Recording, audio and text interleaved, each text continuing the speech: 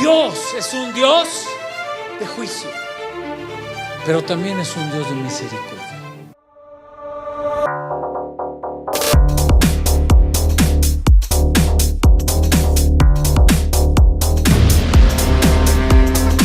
Dios no pasará por alto el pecado del ser humano. El ser humano, la única alternativa y solución que tenemos hacia el pecado es el arrepentimiento. El único camino que nos queda a nosotros como seres humanos que pecamos es ir delante de Dios en arrepentimiento y decir: Señor, perdóname, he fallado.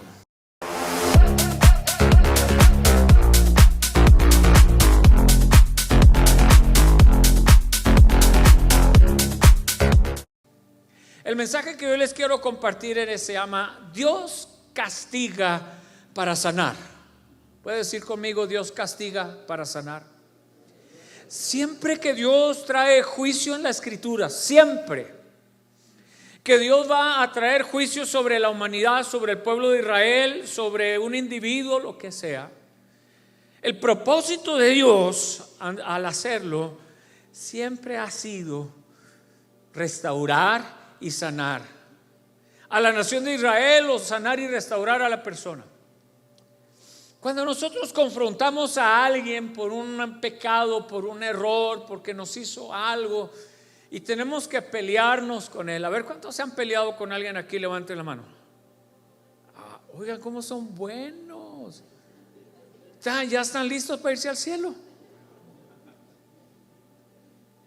¿Cuántos se han peleado con alguien aquí? Levanten la mano. A ver, voy a darles otra segunda oportunidad para que no pequen delante de Dios. ¿Sí? ¿Cuáles son las razones por las que usted entra en una discusión y en un pleito con alguien? A veces es una ofensa, a veces es un agravio que le hizo personal, o a veces es un error que la persona cometió. Y usted lo confronta, usted le dice: oye, mira, ¿sabes qué? Esta parte de tu vida, así. Pero ¿cuál es el motivo que hay en el corazón para ir a confrontar a esa persona? ¿Qué le mueve? ¿El ganas de desquitarse o qué? ¿Sí? Se lo pongo en el terreno de la familia y de la paternidad. Cuando tenemos que corregir a nuestros hijos y darles con la vara, como la Biblia dice, ¿verdad? O cuando les castigamos el celular, o cuando les quitamos un privilegio, ¿qué motivos hay detrás del corazón de nosotros? Mi padre nos golpeaba con una violencia, hermanos. Perdía la razón mi padre golpeándonos. Mi padre no estaba corrigiendo, no estaba golpeando para corregir una mala conducta, sino que mi padre estaba golpeando para desahogar su ira, su enojo sobre nosotros. Un buen padre, cuando corrige a los hijos, les quita el celular o cualquier otra cosa, siempre lo va a hacer. Un buen padre lo va a hacer por el bien del hijo, ¿cierto o no es cierto? Un buen padre, un padre o una madre que pierde la razón y que pierde control de su carácter, o grita y maldice a los hijos, o les dice de disparates o lo que les diga, y lo está haciendo porque está desahogando su ira, o lo está haciendo porque quiere que ese niño o esa niña crezca con mejores hábitos, que crezca con la mejor calidad de vida. Esa es la diferencia. Dios es un buen padre. Y en Génesis capítulo 6 nosotros encontramos la historia de un Dios que castiga, pero que castiga para sanar. Es un Dios que va a levantar su mano de justicia en contra de la humanidad, pero lo va a hacer para traerle a la humanidad esperanza. Salmos 89 verso 14 dice: la justicia y el derecho son el fundamento de tu trono. La misericordia y la verdad van delante de tu rostro. Lo leo de nuevo: la justicia y el derecho son el fundamento de tu trono. la misericordia y la verdad van delante de tu rostro. La justicia y la verdad son una característica de Dios. Dios nunca va a pasar por alto, hermanos, pecados por los que uno no se haya arrepentido, por los que uno no haya pedido perdón. La historia de Génesis, la historia del diluvio dice así. ¿Están conmigo? Génesis capítulo 6. ¿Están conmigo, hermanos? Dice: y aconteció que cuando la humanidad comenzó a multiplicarse sobre la faz de la tierra, y les nacieron hijas, los hijos de Dios vieron que las hijas del hombre eran hermosas y tomaron para sí mujeres de entre todas las que habían escogido. Yo estoy leyendo una versión que se llama la BTX, la Biblia textual, y la escogí intencionalmente y ahorita se los explico. Y aquí está en su pantalla. Dice: aconteció que cuando la humanidad comenzó a multiplicarse sobre la faz de la tierra y les nacieron hijas, los hijos de Dios vieron que las hijas del hombre eran hermosas y tomaron para sí mujeres de entre todas las que habían escogido. Entonces Yahvé, YHVH, es el nombre de Dios tal como estaba en hebreo, ¿verdad? El hebreo en aquel tiempo no tenía vocales, eran solamente consonantes, y en el diálogo, por la práctica, ya ellos insertaban las vocales, pero por eso dice ahí: entonces dijo Yahvé, mi espíritu no permanecerá para siempre con el hombre. Fíjense la declaración de Dios: mi espíritu no permanecerá para siempre con el hombre. ¿Por qué? Porque Dios es santo. Porque Dios es santo. El pecado ofende la santidad de Dios en cualquiera de sus formatos. Dice: pues ciertamente Él es carne y sus días serán 120 años.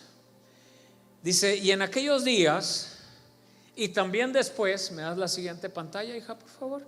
En aquellos días y también después, los nefileos.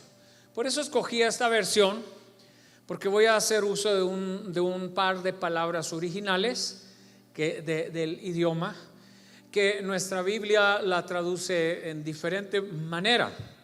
Dice: y en aquellos días y también después, los nefileos estaban en la tierra, pues toda vez que los hijos de Dios se llegaban a las hijas de los humanos, les engendraban hijos. Estos eran los poderosos que desde la antigüedad fueron varones de renombre. ¿Quiénes eran estos nefileos? ¿Cómo lo traduce su Biblia? ¿Alguien me dice ahí? Antes había gigantes. La palabra está bien traducida. La palabra gigantes es del hebreo nefilim. Y nefilim eran una raza híbrida o una raza especial que había nacido y había surgido de la mezcla de ¿qué? ¿De la mezcla de qué? De la mezcla de los hijos de Dios con las hijas de los hombres. Ahora, yo estoy consciente que tradicionalmente a Génesis capítulo 6 se le ha dado diferentes interpretaciones para decir quiénes eran estos hijos de los hombres o quiénes eran estos hijos de Dios. Pero yo he hecho una investigación bastante seria y profunda respecto a las diferentes investigaciones que a Génesis capítulo 6 se le da en relación a esto que dice aquí, que los hijos de Dios se mezclaron con las hijas de los hombres. Hay interpretaciones que dicen que los hijos de Dios es una referencia a la descendencia de Set, que recuerden que Set fue el sustituto de Abel. Y ha habido varias interpretaciones y yo la verdad he sido lo más diligente posible en investigar para ver cuál interpretación es la que más concuerda con la escritura y con la historia de la redención. Y yo creo, tengo una convicción muy fuerte de que aquí lo que hubo fue una mezcla de seres celestiales. No sabemos si eran ángeles, porque los ángeles es un tipo de seres celestiales. La Biblia nos menciona diferentes tipos de seres celestiales, como ángeles, arcángeles, serafines, querubines, ¿verdad? Esos son diferentes clasificaciones de la creación de Dios y de lo que se ha llamado en los últimos años el séquito de Dios en el cielo, es decir, el consejo de Dios, el consejo celestial de Dios. ¿Por qué Dios necesitaría o querría un séquito, un consejo celestial? Por la misma razón que quiso hacer hizo a los humanos en la tierra, porque Él quiso hacerlo. Los ángeles, arcángeles, querubines, serafines, todos ellos son seres creados por Dios. De la misma manera que decidió crear a los hombres, Dios creó una familia celestial con diferentes características. Cuando leemos el libro de Apocalipsis, Juan el apóstol ve una visión de los ángeles en el cielo y dice Juan que era una multitud, dice que millones de millones de millones de ángeles que Juan ni siquiera podía contar. Dios decide formar una familia, ¿verdad? De creación de Él en el cielo. Esa familia tiene diferentes rangos de autoridad. Encontramos en la Biblia que el arcángel es uno de los más altos líderes en la familia celestial de Dios. En la clasificación de ángeles, los arcángeles entendemos de acuerdo a la escritura que tienen un rango superior, y la Biblia nos da solamente dos nombres.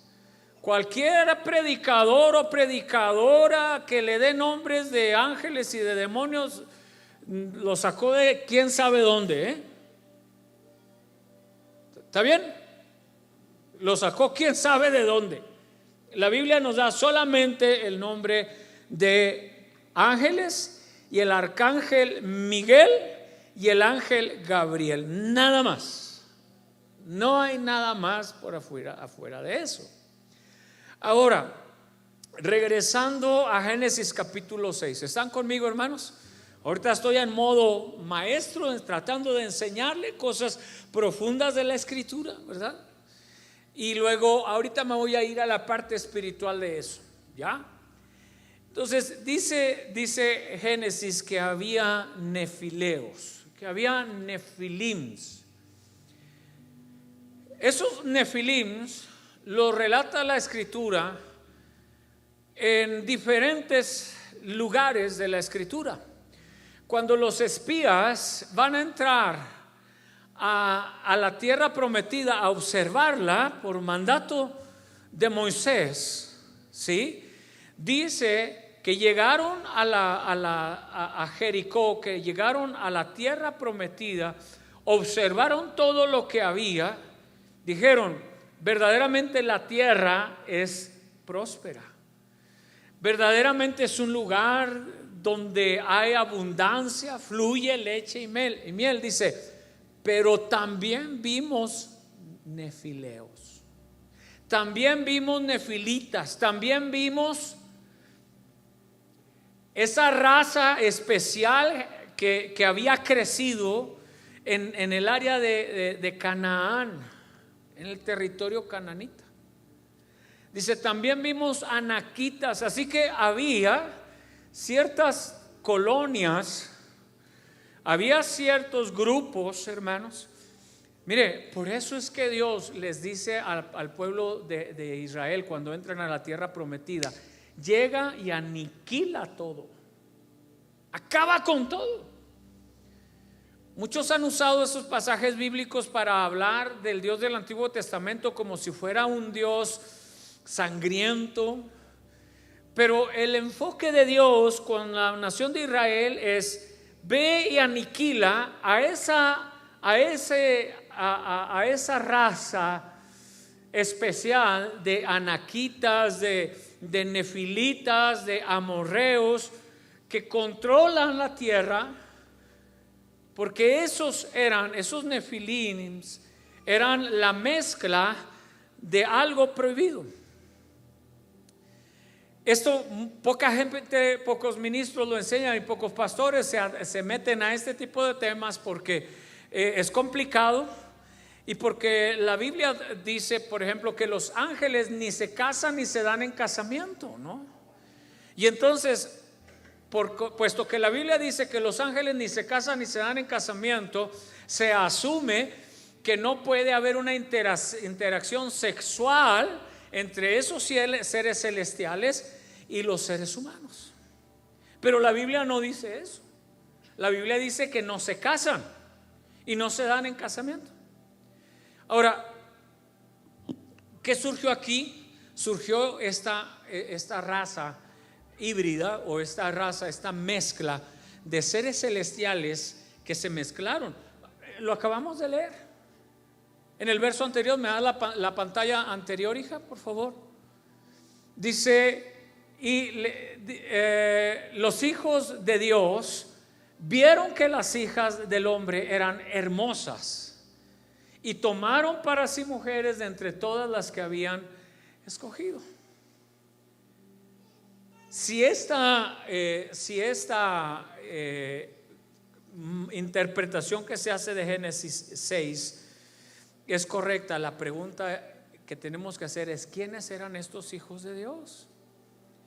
Dice: vio entonces Yahvé que la maldad del hombre se había multiplicado en la tierra, que toda forma de pensamiento de su corazón era solamente el mal durante todo el día. Dice: y Yahvé sintió pesar de haber hecho al ser humano en la tierra, y se entristeció en su corazón, y dijo Yahvé: borraré de sobre la faz de la tierra los seres que he creado, desde el humano hasta la bestia, el reptil y las aves de los cielos, pues me pesa haberlos hecho. Pero Noé halló gracia ante los ojos de Dios. Ahora, aquí yo hago una pregunta: ¿por qué Dios se enojó tanto por esto? ¿Qué es lo que desata en Dios su ira, su enojo ante el pecado de la humanidad? ¿Quiénes eran estos hijos de Dios, verdad? Los niños suelen preguntar: ¿qué había antes de que Dios hiciera el mundo? Mire, el doctor Michael Heiser, a los que les interesa saber más de este tema, lean su libro que se llama Mundo Invisible. El doctor Michael Heiser lo explica muy bien. Me dio tristeza enterarme de que murió hace un par de años, porque el doctor Heiser era un gran estudioso de la Biblia, experto en hebreo y un hombre muy preparado, un profesor de la unidad de la Universidad Liberty, una universidad cristiana. Y a la pregunta de los niños: ¿qué había antes de que Dios creara? Dice el doctor Heiser: la respuesta bíblica es que las huestes celestiales estaban con Dios antes de la creación. De hecho, dice, fueron testigos de ella. Y argumenta el doctor Heiser en su libro y dice que en Génesis 1:26, cuando Dios dice: hagamos al hombre a nuestra imagen y semejanza, que la declaración en plural hagamos, ¿sí? Implica que estas huestes celestiales estaban presentes en la declaración que Dios hace. Tradicionalmente se ha aceptado y se ha interpretado correctamente, no estoy diciendo que es incorrecto, que es una declaración por la Trinidad, Padre, Hijo y Espíritu Santo, diciendo hagamos. Sin embargo, al haber este consejo divino, este consejo celestial alrededor del trono de Dios, que lo observamos también en el libro de Apocalipsis. Ya los que estuvieron conmigo aprendiendo Apocalipsis en los últimos meses, los miércoles, hemos visto que Dios está rodeado de seres celestiales. Ya vimos en Apocalipsis capítulo 4, aparece el trono de Dios y dice que el trono de Dios tenía 4 seres vivientes alrededor de su trono. Dice también Apocalipsis que alrededor del trono de Dios hay 24 ancianos. Entonces Dios entendemos a través de la Escritura que Dios tiene una especie de séquito, una especie de consejo celestial, y Dios declara y dice: hagamos al hombre a nuestra imagen y semejanza. Es Dios quien hace al hombre, pero es una declaración pública a ese séquito celestial. ¿Me están siguiendo, hermanos? ¿Vamos bien hasta ahí? Entonces, este séquito fue testigo. Ahora, ¿de dónde podemos agarrar citas bíblicas para respaldar lo que estoy diciendo? Por eso les he dicho que hice una investigación seria y profunda del tema. Job capítulo 38, verso 4 al verso 7 le dice Dios a Job, después de que Job se ha quejado y Job ha dicho: ¿dónde está Dios? Porque yo quiero hablar con él. ¿Por qué me hizo esto? Yo era un hombre justo, y todas las cosas que Job encontramos en el libro de Job. Muchos han dicho que Job nunca se quejó, más quejoso que otra cosa Job, que nunca renegó, más renegado que otra cosa Job. Léalo, está todo. Hasta sus amigos intervienen con él y le dicen: cállate, no seas lengua larga, Job. Lo regañan los amigos de Job. Job se quejó, y cuando se ha quejado y orado y reclamado tantas cosas a Dios, Dios le dice en el capítulo 38: ¿dónde estabas tú, Job, cuando yo fundaba la tierra? Fíjese el contexto de la pregunta de Dios a Job. La creación de la tierra es el contexto. ¿Dónde estabas tú, Job, cuando yo fundaba la tierra? Decláralo si tienes inteligencia. ¿Quién determinó sus medidas? Ya que tanto sabes, ¿a cuánto alguien le ha hablado a Dios así o no? ¿Sí? Ya que tanto sabes y te has quejado tanto, ¿verdad? ¿Quién extendió sobre ella cordel? ¿Sobre qué están fundadas sus bases, Job? ¿Quién puso su piedra angular? Pero lo que es de llamar la atención es en los últimos 2 renglones: cuando alababan todas las estrellas del alba y todos los hijos de Dios daban gritos de júbilo.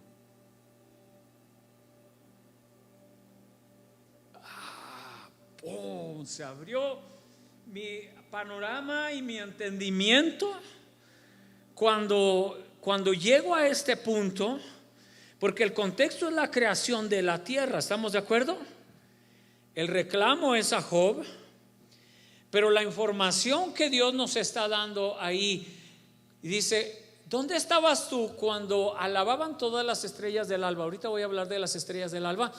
Y todos los hijos de Dios daban gritos de júbilo. Entonces, ¿quiénes son aquellos hijos de Dios de Génesis capítulo 6?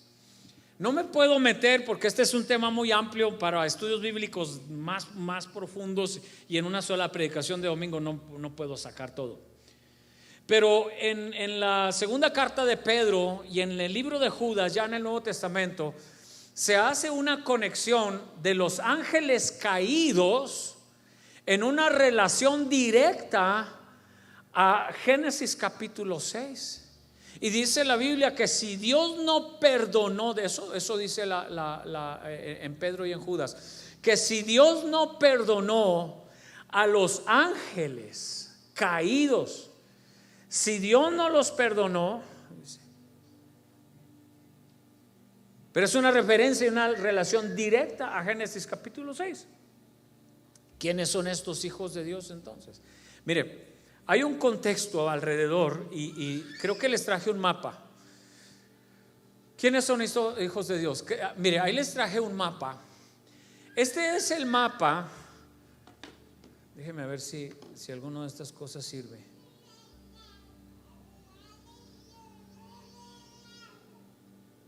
No, parece ser que no.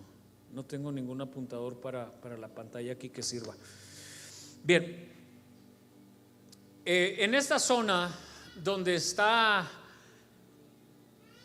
donde dice Babilonia, en la parte morada, existían los dos grupos originales del área. Los primeros eran los sumerios.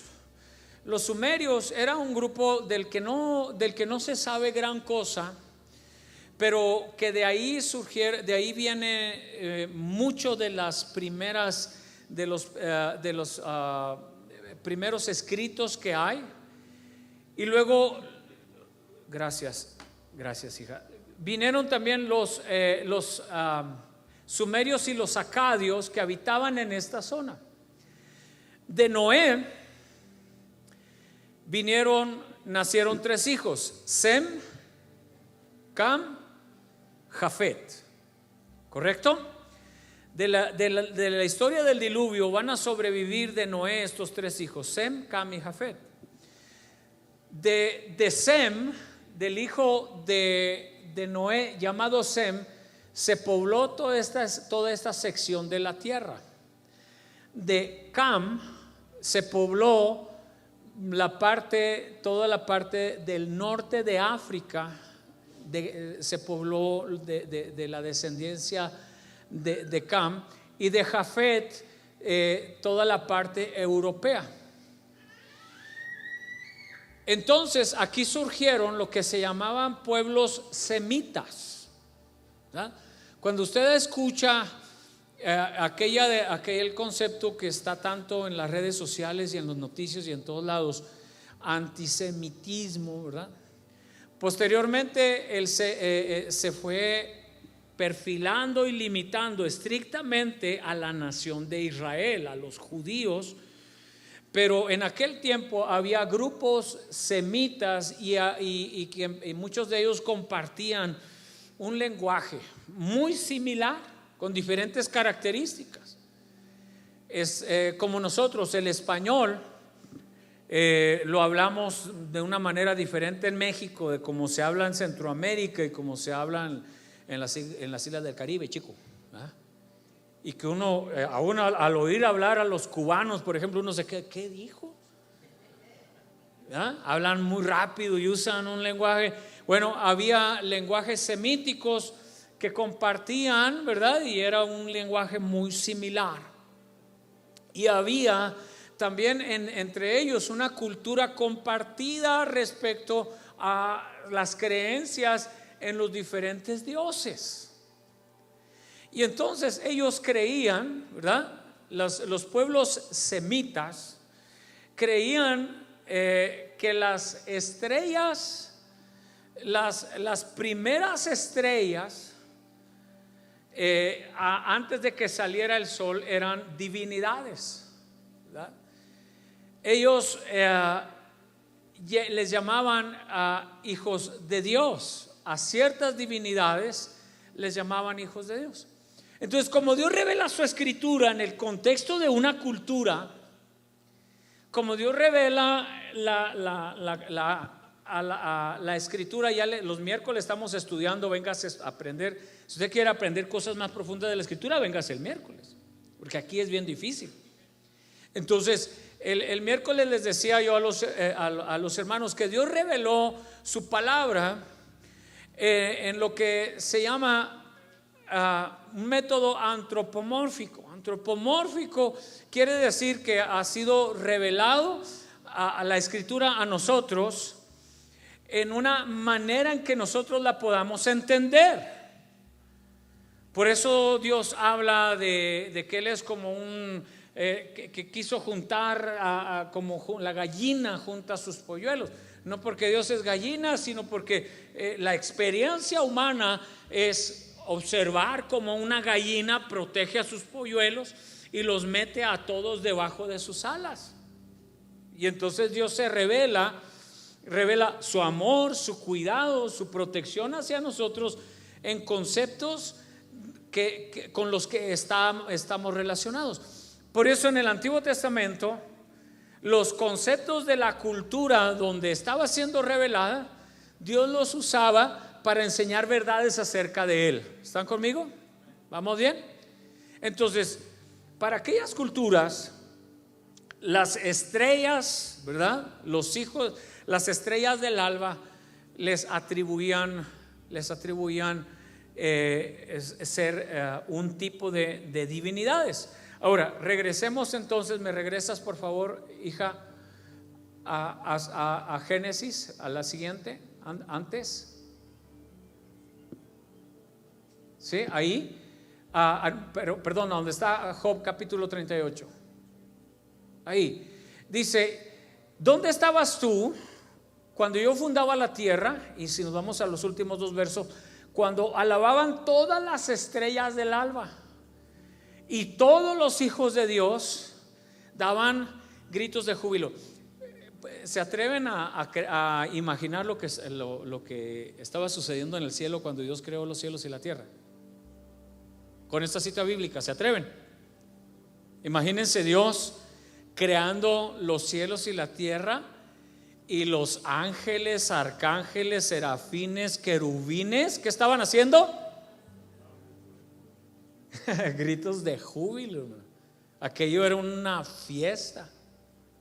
El cielo en ese momento estaba engalanado con una gran fiesta, porque Dios estaba creando los cielos y la tierra y los hijos de Dios estaban presentes. Dios decide crear los cielos y la tierra, Dios decide crear al hombre, y esas huestes celestiales, no sabemos su nombre, la Biblia los llama hijos de Dios, tenían una función activa en la creación de Dios. A ver si voy pegando bien las piezas aquí. Tenían una función activa en la tierra, para decirlo con claridad. Y entonces había una interacción con el hombre, y entonces se da la mezcla. Cuando se da la mezcla, eso enciende la ira de Dios. Es el enojo de Dios por lo que está sucediendo, la corrupción en el corazón del hombre. Y dice ya en el Nuevo Testamento que a los ángeles que hicieron tal cosa los entregó en prisiones celestiales. Los ángeles pagaron y seguirán pagando, y van a pagar. Aquellos ángeles que se mezclaron con los hijos de Dios, con las hijas de Dios, pagaron, están pagando y seguirán pagando un precio muy alto por haber quebrantado la regla de Dios, los límites de Dios en la interacción entre entre lo humano y lo celestial. El diluvio es el resultado del enojo de Dios por haber violado los límites de lo divino y haberlo traspasado hacia lo humano. Ahora déjenme avanzar, porque nos queda poquito tiempo para el servicio. Este consejo celestial, ¿por qué argumentamos que Dios tiene un consejo celestial? Si vamos a Job, al mismo libro de Job. Ahora, déjenme ponerle en contexto el libro de Job, porque el libro de Job, en la línea del tiempo de la historia bíblica, es el primer libro. El libro de Job relata cosas que todavía en las que todavía Moisés o el pueblo de Israel no existía. El libro de Job es antes de la revelación del Pentateuco a Moisés. El libro de Job es una parte de la historia de la creación que es mucho tiempo antes de Moisés. Miren, hablando de años, la historia de Noé tiene un poquito menos de 7,000 años hacia atrás. Que la ciencia nos ha dicho que el hombre tiene aquí millones de años y la creación tiene millones de años, pues es el conflicto entre la parte científica y la parte bíblica. Pero entendemos, de acuerdo a la historia de la creación, a la historia bíblica, que la historia de Génesis tiene menos de 7,000 años. No es tanto 7,000 años. ¿Sí? La historia de Abraham sucede alrededor del año 1800 o 1900 antes de Cristo. La historia de Abraham. La historia de la Torre de Babel más o menos sucedió en el año 2000, 2200 antes de Cristo. Bueno, la historia de Job sucede en algún periodo anterior a eso. ¿Sí?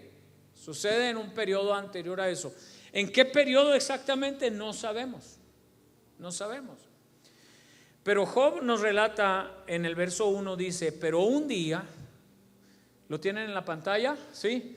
Pero un día se presentaron ante el Señor sus servidores. ¿Cómo lo dice su Biblia?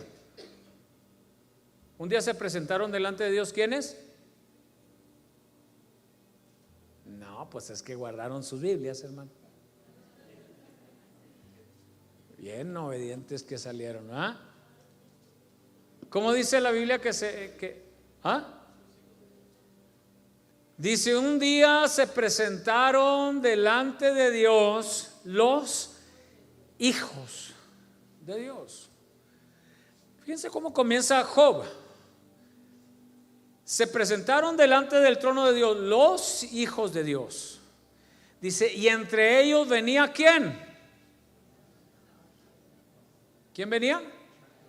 Satanás. Nos cuesta mucho a nosotros creer y entender por qué Satanás tiene acceso al trono de Dios, Nos cuesta mucho. Pero encontramos que Satanás tenía acceso al trono de Dios, se presentó delante del trono de Dios. Y Dios le dice a Satanás: ¿de dónde vienes? Le dice: de andar en la tierra y merodeándola. Qué miedo, ¿verdad? ¿Sí? Y ahí comienza la historia de Job. ¿No has visto a mi siervo Job, que es justo? ¿Qué le dice Satanás? Claro, quítale el cerco de protección que hay alrededor de él. Lo tienes protegido, pero quítaselo a ver si es que no reniega de ti. Y Dios le dice a Satanás: se lo voy a quitar, tienes permiso de tocarlo, pero no toques su alma, ¿verdad?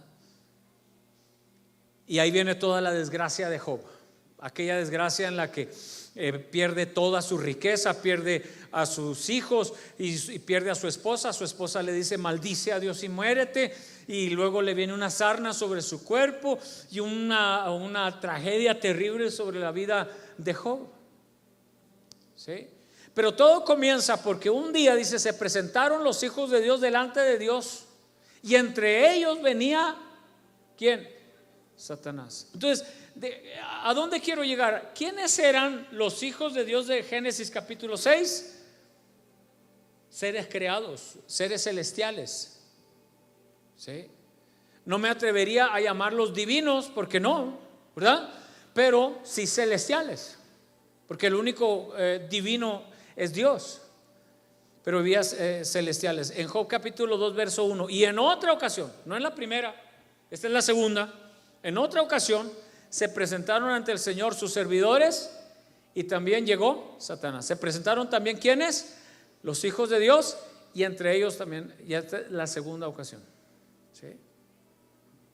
Ahora, parece ser que el enojo de Dios fue por la mezcla de seres celestiales, hijos de Dios, con seres humanos, las hijas de los hombres. Y esto dejó como resultado los gigantes, los nefilims. En el Antiguo Testamento vamos a encontrar varias historias de gigantes. En la tierra prometida, cuando llegan, encuentran ahí un gigante. En la historia de David, cuando David es un muchachito y Saúl está reinando sobre Israel, en la línea del tiempo, déjenme lo coloco en la línea del tiempo. La historia de David sucede alrededor del año 1000 antes de Cristo. Han pasado ya, desde el tiempo de Abraham, han pasado alrededor de 700 u 800 años, o 900 años. Han pasado 1200 años de Abraham a la historia de David. Y la historia de David se da y dice que todavía para el tiempo de David había gigantes en la tierra. Muchos preguntan y dicen, ¿de dónde entonces, si Dios en el diluvio se eliminó todo eso, cómo es que hay todavía gigantes después del diluvio? Bueno, la única explicación que podemos encontrar medio balanceada y saludable para eso es que de alguna manera se mezcló otra vez después del diluvio seres celestiales con seres humanos, que volvió a generar raza de gigantes. Algunos dicen que iba en el ADN de los hijos de Noé, pero es muy poco probable que algo así surgiera. Parece ser que después del diluvio volvió a haber mezcla otra vez de hijos de los hijos de Dios con las hijas de los hombres. ¿Sí? Ahora, encontramos a David luchando contra un gigante, ¿se acuerdan? Después de David vamos a encontrar a los siervos de David luchando con más gigantes. Los gigantes fueron parte de la realidad de aquellos años, de aquellos tiempos en la nación de Israel. Hay una historia que está redactada en unas que se llaman las tablillas mesopotámicas. Ahí se la puse en la pantalla. Estas Mesopotamia, si regresáramos al mapa, ¿me regresas al mapa, hija? I'm sorry, ¿verdad? Pero regrésame al mapa porque para explicar. El área de Mesopotamia incluye toda esta parte, lo que también le llamaban la media luna fértil, ¿verdad? Ya, gracias, hija.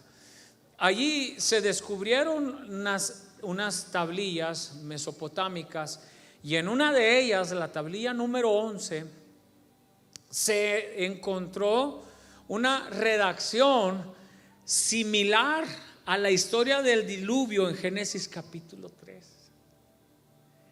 Hay muchas similitudes entre esta tablilla encontrada en Mesopotamia con lo que la Biblia registra en Génesis capítulo 3.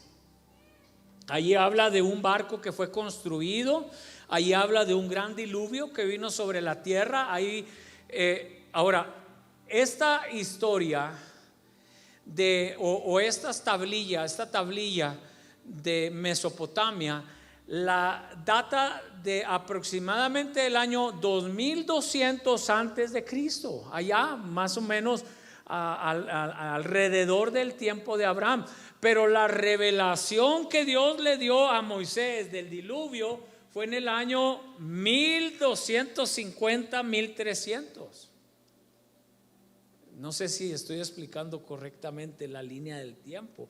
Quiere decir que el registro mesopotámico de lo que había sucedido en el diluvio ya existía antes de que Moisés lo registrara en el libro de Génesis. Ya había registros de un gran barco, ya había registros de un diluvio, ya había registros de nefilitas, de gigantes en aquel tiempo. Antes de que la Biblia lo registrara, ya había un registro. Ahora, ¿qué es lo que pasó? Que los sumerios o los acadios o los babilónicos lo interpretaron, ay, disculpen, hacia lo mexicano, me perdonan, lo interpretaron con las patas. Entonces el registro que ellos hicieron de lo que fue el diluvio, de lo que fue el barco, de lo que fue todo ese acontecer que nosotros sabemos en Génesis capítulo 3, lo que ellos registraron, lo registraron y se lo atribuyeron a sus dioses. ¿Sí me explico? Se lo atribuyeron a sus dioses, atribuyeron todo eso a los dioses que ellos adoraban, como Marduk y todas esas cosas. Lo que Dios hizo en Génesis 6, decirle a Moisés: mira, vamos a registrar las cosas como realmente fueron. Y entonces Génesis 6 viene a ser una corrección de Dios mismo a la verdad, a la historia del diluvio, porque el registro que ya había, pues fue registrado, interpretado con la mentalidad de los dioses babilónicos. Y Dios le dice a Moisés: a ver, te voy a explicar cómo pasó, regístralo. Mira, así pasó. Y Dios nos da el registro corregido del diluvio en Génesis capítulo 6. Ahora sí, déjeme pasar a la parte espiritual, ¿está bien? Ya le di el contexto de Génesis capítulo 6 y ya le di a los datos un poquito ahí más digamos entreverados de cómo se dio la historia de Génesis 6 y los personajes que hubo alrededor de Génesis 6. Pero ¿cuál es el mensaje de Génesis 6? Es que Dios penaliza el pecado, que Dios no iba a pasar por alto. Y en Génesis 6:11 dice: delante, ¿me das la siguiente pantalla, hija? Por favor. Delante de Dios la tierra se corrompió y se llenó de violencia. Cuando Dios miró la tierra, encontró que estaba corrompida. De hecho, toda carne había corrompido su camino sobre la tierra. Entonces Dios le dijo a Noé: he decidido acabar con todo ser, pues por causa de ellos la tierra está llena de violencia. Yo los destruiré junto con la tierra. Sí, tenemos un Dios que trae juicio contra el pecado. ¿Por qué dice la Biblia? Porque la Biblia dice que Dios no tendrá por inocente al que es culpable. Porque la Biblia dice que horrenda cosa es caer en manos de un Dios vivo.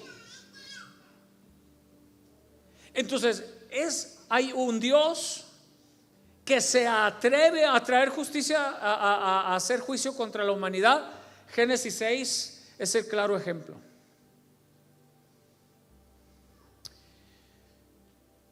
La secta o religión de los testigos de Jehová todo el tiempo argumenta, cuando nosotros hablamos de la realidad bíblica del infierno, nadie habló más del infierno que Jesús en el Nuevo Testamento, nadie. Más del 90% de los relatos bíblicos acerca del infierno vinieron directamente de la boca de Jesús, directamente de la boca de Jesús. Y el argumento de los testigos de Jehová es: ¿cómo es que un Dios tan bueno, tan lleno de amor, puede mandar a las personas y al mundo al infierno? La pregunta tendríamos que traerla hasta Génesis capítulo 6. ¿Cómo puede un Dios tan bueno, tan grande, tan maravilloso y tan lleno de amor traer un diluvio sobre la humanidad y traer juicio de diluvio sobre la humanidad? ¿Cómo es que un Dios tan bueno, tan misericordioso, tan lleno de gracia como el de la Biblia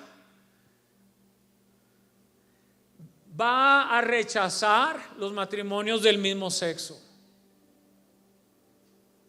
¿Cómo es que un Dios tan bueno, tan misericordioso? Queridos hermanos, Génesis capítulo 6, al inicio del registro bíblico, encontramos a ese Dios bueno, maravilloso, extraordinario, lleno de amor, trayendo juicio sobre la humanidad.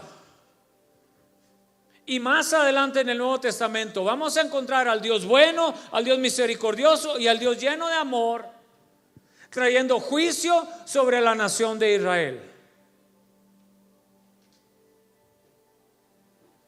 Y cuando vemos al Dios del Antiguo Testamento, al Dios de misericordia, molesto con alguno de los profetas, vemos a Dios trayendo juicio sobre el profeta. Cuando vemos en el libro de Apocalipsis, ya en el Nuevo Testamento, al Dios bueno, misericordioso, grandioso, trayendo una gran tribulación como la que nunca ha habido sobre la faz de la tierra, es el mismo Dios. Entonces, Dios no pasará por alto el pecado del ser humano. El ser humano, la única alternativa y solución que tenemos hacia el pecado es el arrepentimiento. ¿Hay alguien aquí que dice amén? El único camino que nos queda a nosotros como seres humanos que pecamos es ir delante de Dios en arrepentimiento y decir: Señor, perdóname, he fallado. Porque Él nunca pasará por alto pecados de los que no nos hayamos nosotros arrepentido. Dios no va a decir: oh, está bien, hijo, está bien, no pasa nada. Pues es que, mira,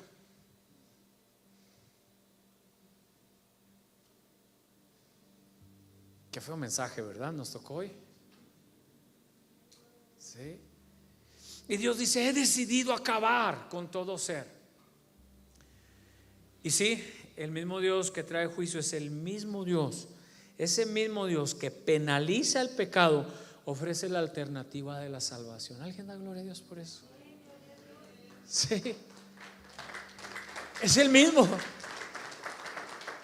Por eso decía ahorita al principio, cuando te peleas con alguien y le reclamas, ¿qué es lo que quieres lograr? Sacar el coraje, desquitarte, decir lo que tienes que decir, o buscas arreglar el problema, arreglar la situación. ¿Qué es lo que buscas?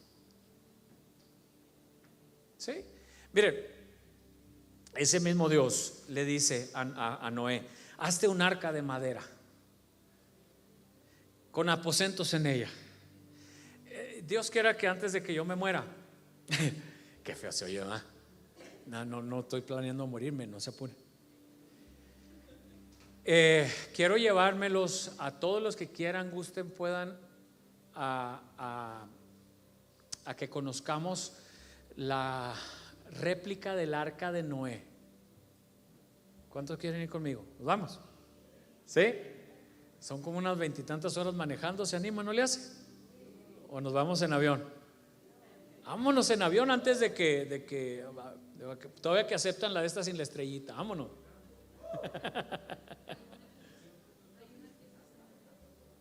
Ahorita habrá una exposición, ¿verdad? Aquí, pero ¿en dónde está? En Kentucky, creo. En Kentucky. Hay una réplica con las medidas exactas que tuvo el arca de Noé.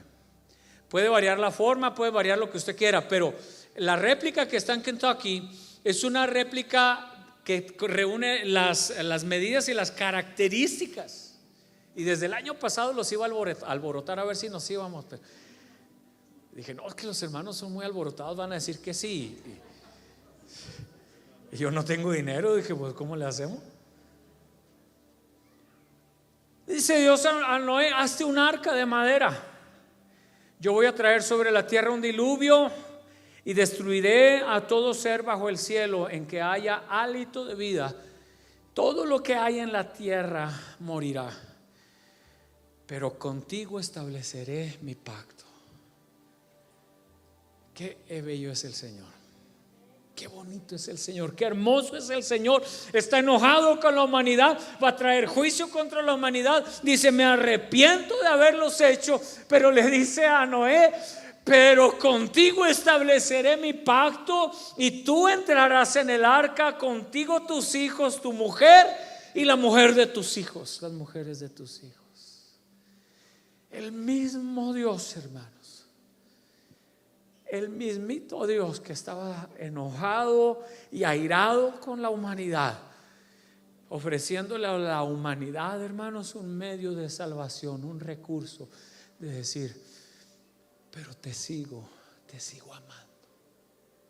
Quieren ponerse sobre sus pies y quiero aclarar con toda precisión y exactitud: Lo que dice Génesis capítulo 9 verso 13.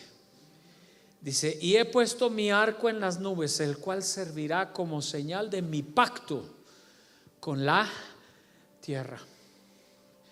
Eso que usted ve ahí en el fondo no es una idea de los grupos LGBTQ.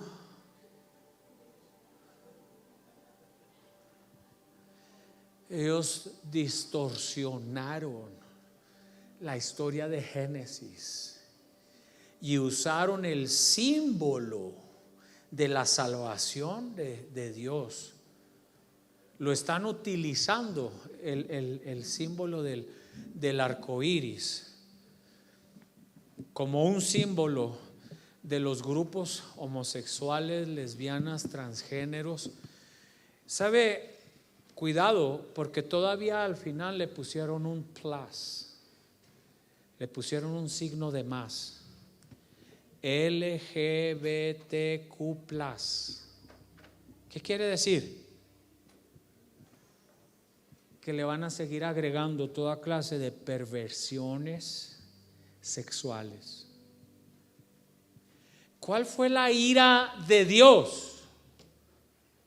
La razón de la ira de Dios en Génesis 6: las perversiones sexuales de los hijos de Dios con las hijas de los hombres.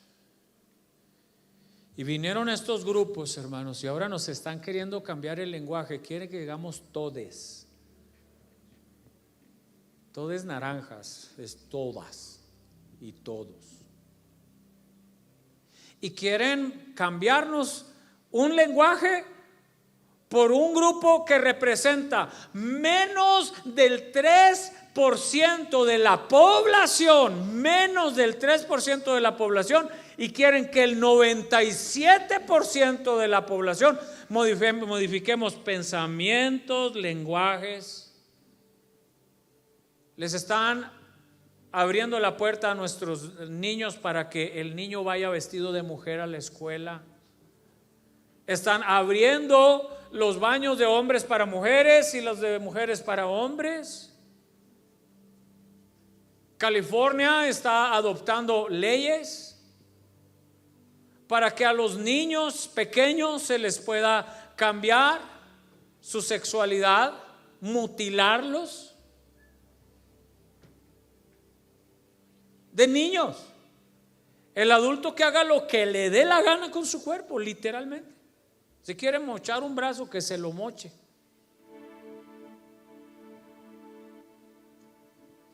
Lo mismo con el aborto. Pero el arco iris era la señal del pacto de Dios, de acuerdo a Génesis capítulo 6. Le dice Dios a Noé: estableceré, voy a hacer un pacto contigo. Mira, estoy profundamente molesto y enojado con la condición de la humanidad, del hombre. Me ha llegado hasta aquí la situación del ser humano. Ayúdenme con la cámara, porque me es mucho problema tener que estarme enfocando, pidiéndoles que me sigan con la cámara ahí atrás y tener que estar predicando al mismo tiempo. Por favor, no se me descuiden ahí atrás. No puedo estar predicando y dirigiendo cámaras.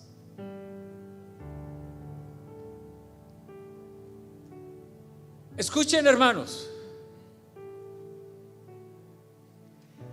Dios es un Dios de juicio.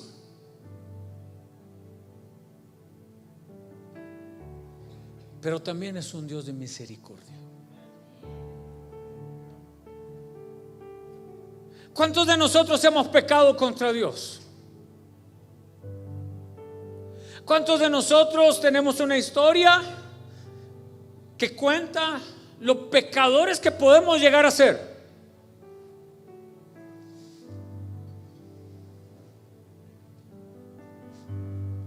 Nos queda un solo camino: el camino del arrepentimiento. Nos queda un solo camino. No sigas por donde vas. No sigas por donde vas. Al ser humano, cristiano o no cristiano, 30 años en la iglesia, 50 años en la iglesia, 100 años en la iglesia, lo que tú quieras. Todos de una manera o de otra hemos fallado y pecamos delante de los ojos de Dios. A veces de pensamiento, a veces de acciones, a veces de palabra. Todos hemos fallado. Dice la Biblia, no hay justo ni aun uno. Ni aun uno, no hay, ni uno solamente, ni un solo justo. El único justo que ha existido sobre la faz de la tierra es el Señor Jesucristo. Todos los demás hemos fallado. O fallaremos en algún momento de la vida también.